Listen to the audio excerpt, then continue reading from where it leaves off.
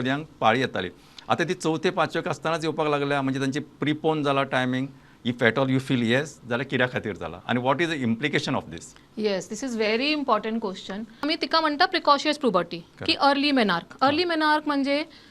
तुमकां 8 वर्साची पहिली पाळी जावपाक लागता हां आमी कट ऑफ धरता 8 वर्साचे सॉरी नॉट 8 महिने 8 वर्साचे कट ऑफ धरता आनी 8 वर्साची पहिली पाळी जावपाक लागली म्हणजे आमी प्रिकॉशियस प्युबर्टी म्हणटा तशी जाला तर आमकां इव्हॅल्युएशन करपाक पडटा की कित्याक जाता आमी सेंट्रल कॉजेस आसता आनी पेरिफरल कॉजेस आसता आनी ते प्रमाणे आमी हॉर्मोन नाजाल्यार नॉन हॉर्मोनल ट्रिटमेंट यूज करता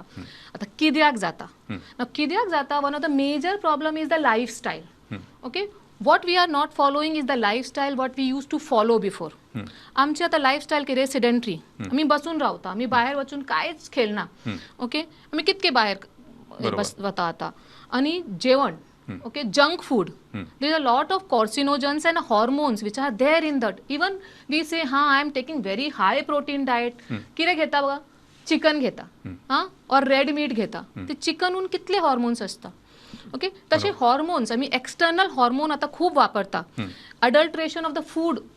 is the major cause of this so that way आमकां खूप डिफरंट कॉजेस आसा these are the peripheral causes central causes म्हणजे तुमचे इंटरनली बॉडीन कितें प्रॉब्लम आसा